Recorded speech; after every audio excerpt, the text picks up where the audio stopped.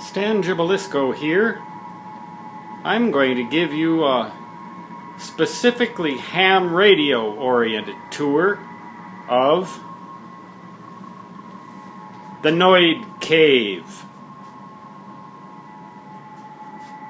I just write that on the whiteboard so I remember where I am when I'm down here in the basement in my castle in the Black Hills of Dakota Territory, United States of America. That's a map of the heavens. I just remembered I had that on this computer. It shows the various constellations, planets, and other objects in the sky, where they're located right now. That you've seen before if you've seen other Noid Cave videos. But you'll notice that the shape of that dark region is different as this season advances into the low solar trajectory half of the year in the northern hemisphere.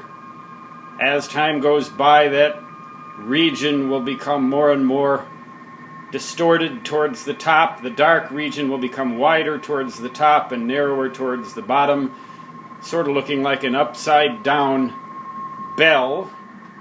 It was a right side up bell during the other half of the season. That is the display of what's going on right now. You can hear it in the background. Signals N5MAV is being called by KR4U. That is that's just garbage now. If there's anything printing now, there's garbage. You can see where the phase shift keying signal locator is, that little red diamond shaped thing there. Somebody's coming on again. He's wrecking my waterfall too. Well, now you might wonder what the heck that means. The waterfall is the display that you see underneath there. They call that a waterfall. Had some QSB on you that time. QSB means signal fading. Not Yuch copy. I don't know what he means there. We'll say 73 for now. That's best regards. Try again in better conditions. Thank you very much for the contact, and on it goes. That's that signal right there at the 2000 marker. That's what a signal on a waterfall display looks like. You zero in on whichever one of those signals you want. You can see it's about a 1600 hertz bandwidth that I have allowed through here.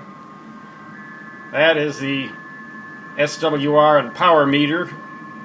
I generally run 8 watts, 7 or 8 watts on phase shift keying, PSK31. There's the interface, the phase shift keying interface that goes between the computer and the radio.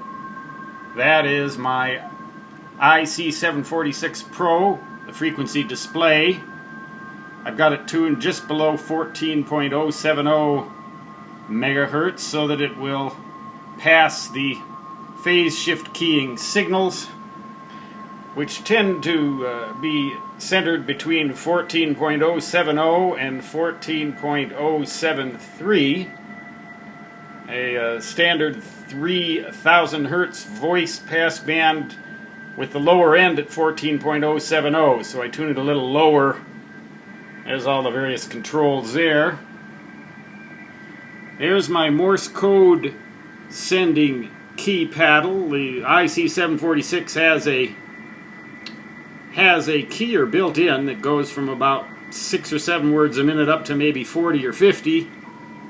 I can send about 25 words a minute these days, and copy in my head about maybe 30 or 35 anymore. I was listening to the American Radio Relay League station's 35 word a minute code practice and getting most of it. I can still put down 20 words a minute though. The old extra class license, they made you take a 20 word a minute code test. You don't have to pass the code anymore. It's a lot easier. The Morse code, used to have to write down a solid minute perfect when you were receiving it, and you had to send a solid minute perfect. And by golly, that examiner that I had, he made me do it he didn't give me any slack at all. That is an amplifier that will provide a sort of a surround sound for all of the noises that come out of that radio. This is my pride and joy. Here is my 46-inch Sony Bravia television, which I use as a dedicated display for, well, in this case, lightning strikes in the United States. I'm in the Black Hills of Dakota, which is that blob right there that you see in the center of the screen. I'm at the northern end of that blob. Looks kind of like maybe some thunder showers will be here in a little while, but they keep kind of evaporating away before they get to us. The air is very dry here in this September evening. There's another display of the phase shift keyed signals showing, you can see the pass band. It starts right about where that yellow dashed line is. At the lower end, about 700 hertz, and it goes up to maybe 2400 hertz. I can narrow that down, zero in on a specific signal if I want. There's the key paddle again. Of course, I've got a telephone. It's hardwired into the old phone line, so if we have a power failure, this phone will still work. You know, a lot of cordless ones won't. But I do have a backup generator that I can run this entire station from. This old computer over here is an old laptop.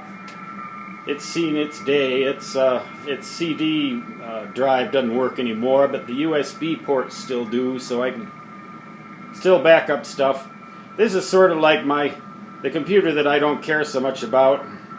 If it gets a virus on it, well, that's just too bad, but I don't use it on the net that much. I do like to kind of see where the gray line is. The gray line is the edge of the dark zone that you see there.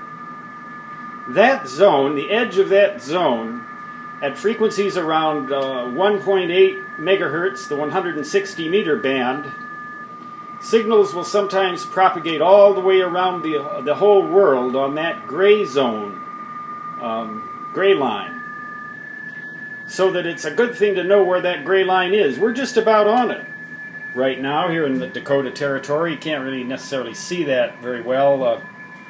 I think it passes through probably Montana, Wyoming, Utah, New Mexico, or Arizona, down there in that direction. Then it goes down into the Pacific Ocean. Right now it just about intersects the poles.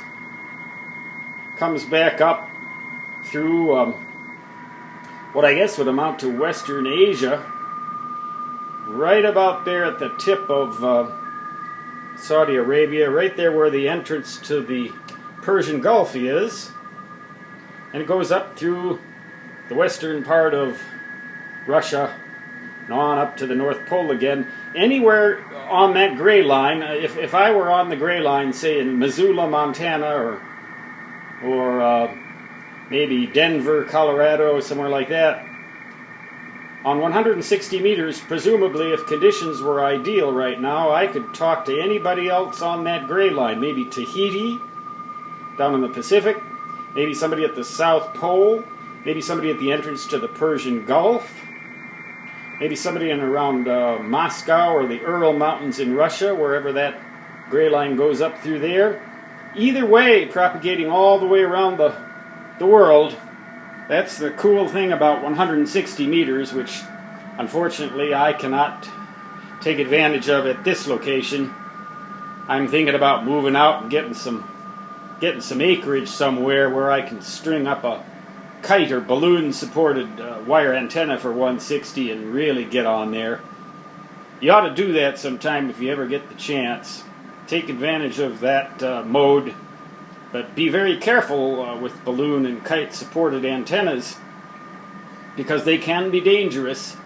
You have to follow a lot of precautions and make sure that you don't run afoul of the Federal Aviation Administration. I think they place strict restrictions on how high you can fly them, but I've done it. and it is a real trip. 80 meters at night with an antenna like that, it's like 20 meters on an ideal day. You can talk all over the whole nighttime side of the world with only a few watts on 80 meters. It's really a trip. I kind of miss that kind of stuff. This location is so laden with noise. To conclude this little blathering, I'd like to show you what amounts to a test bench. No batteries in that thing right now. It's a circuit board for testing various components and things. And an introduction to electricity, hands-on, get your hands dirty. Electricity experiments you can do at home, your very own Noid Cave. Stan Jabalisco, W1GV, Whiskey 1 Golf Victor Ham Radio Operator. Signing off, 73 for now.